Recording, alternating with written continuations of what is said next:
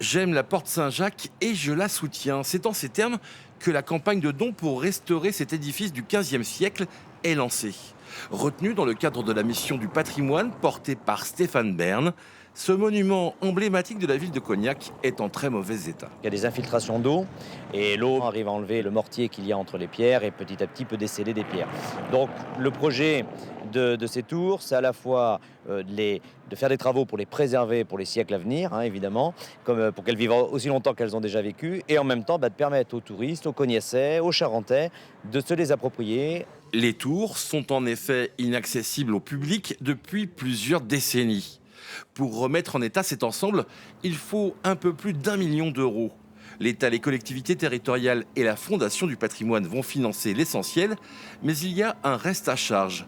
Une campagne de dons est lancée auprès du public. Collecte qui fait appel à la générosité du public et des mécènes, avec tous les avantages quand ça passe par la Fondation du patrimoine, c'est la défiscalisation des dons.